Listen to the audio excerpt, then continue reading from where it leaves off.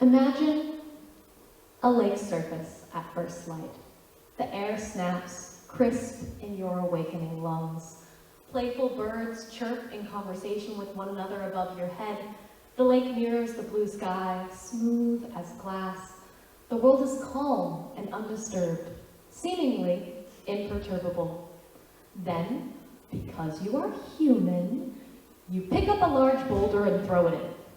The placid surface cracks into parentheses, rippling outwards. The reverberations of your actions are intractable, but with time, the ripples will calm, and the lake will return to a placid appearance. However, you and the lake will know that something is different.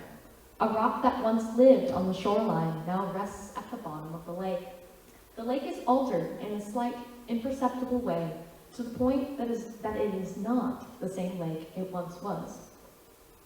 Our words commit the same irrevocable change as this rock did to the lake. Every word carries its own weight, such as a pebble or a large stone.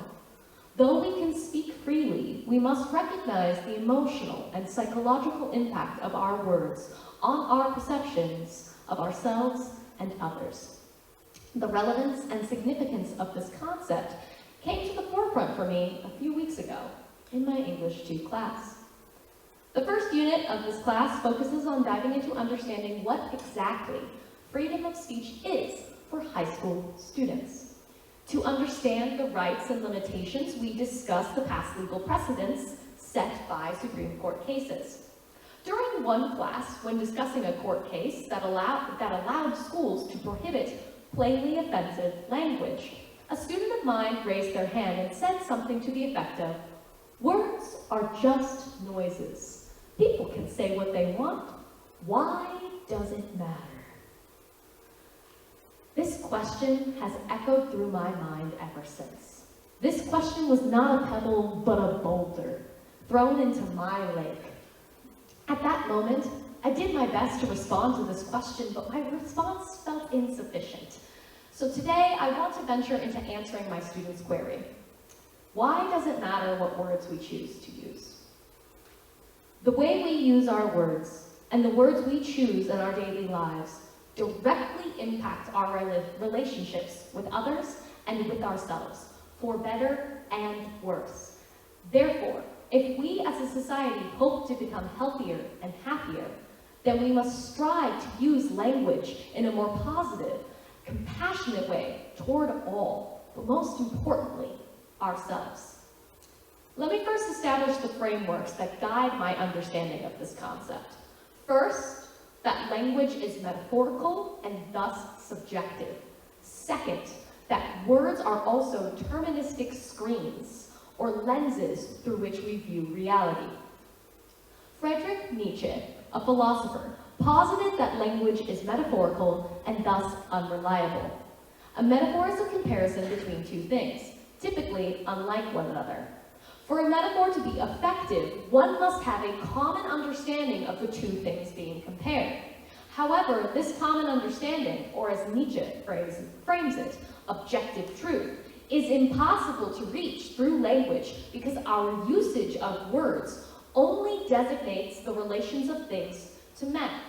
We believe that we know something about things themselves when we speak of trees, colors, snow, and flowers. And yet, we possess nothing but metaphors for things.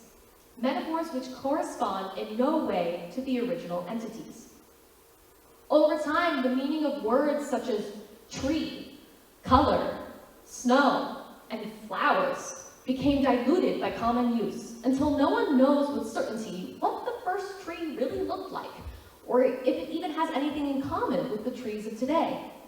As a result, language moves away from truth and becomes a social construct with its meaning rooted in human society. Therefore, language is a collection of imperfect metaphors.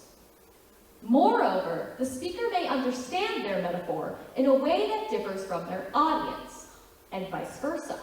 This is due to what rhetorician Kenneth Burke called deterministic screens. In the text, Language as Symbolic Action, Burke states that even if any given terminology is a reflection of reality. By its very nature as a terminology, it must be a selection of reality. And to this extent, it must function as a deflection of reality. Think about our word choice as blinders. They select a specific view of reality, deflecting other aspects of our reality, and ultimately reflecting what we think and feel. With all of this in mind, I want to pick up a rather ugly and unfortunate stone from the edge of the lake of education and toss it in. The word stupid. There have been many instances in my classroom when I hear students use this term to describe themselves, putting on blinders with this term and limiting their perspective. This has happened when a student doesn't understand a concept, gets a question wrong, or even when they are brave enough to ask a question. Many students start off with, "This may be a stupid question," but when a student uses the term stupid, they have selected a lens that portrays themselves as being unintelligent, ignorant, and brainless, all synonyms for the term stupid. They have limited their view of reality to reflect only the term stupid back to themselves. In the same sense, the term serves to deflect from their role, student. The term student literally means a person who studies. There is nothing in the definition of the word that implies or explicitly states that a student must be an expert, must be faultless, and must not be ignorant in any way.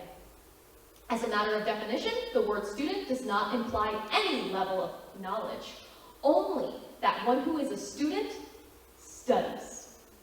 By using the word stupid, my students are limiting their view of their internal worlds through a specific lens that fails to take into account their role as learners. Not only that, but they have chosen to throw a stone into their lakes that is so harmful and disruptive to their internal lakes that it could alter their sense of self.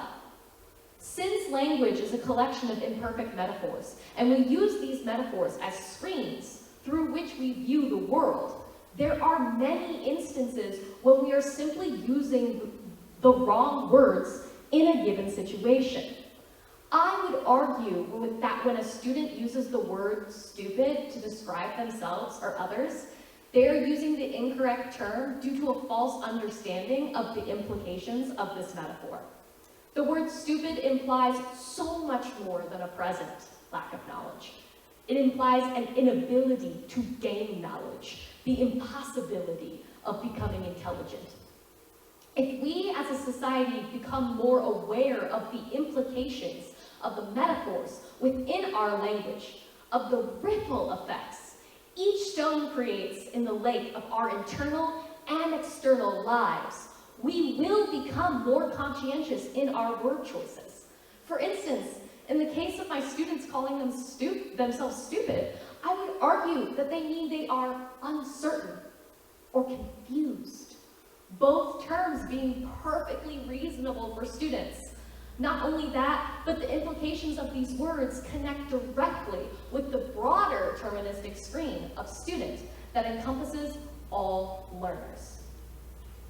Every person is their own lake, and everyone they know, including themselves, can pick up a stone and throw it to disrupt the body of water. But not every stone is the same. Some are larger and make more disruptive ripples, while other stones can make the smallest of dimples in the water. How we choose to speak to others and to ourselves directly affects our collective and individual well-being. Words do not exist in isolation from their speaker, nor isolation from the context and the lens of the audience. There is no way to view language neutrally as just noises. As my students said, a stone cannot fall into a body of water and not make any ripples. It is unfortunate that in our society today, we have grown so accustomed to being careless with our words that we accept the reality of the painful daily disruption of our lakes. We have become incredibly self-critical and judgmental to the point of painfully striving toward perfectionism. We hurl boulders at ourselves with words like ugly and stupid and lazy and failure. We as a culture have grown accustomed to endeavoring for perfection to the point that we accept the mislabeled uncertainty in our students as stupidity. The deterministic screen of perfection ultimately creates an impossible metaphor, since it deflects from our reality that we are inherently flawed and we are always learning. We must recognize that our words are the metaphors that shape our reality. If we hope to improve the overall quality of our lives and our futures, then we must be careful in our words.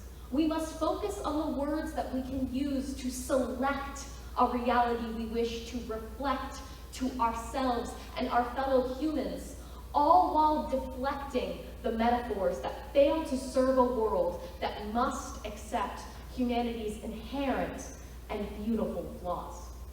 Thank you.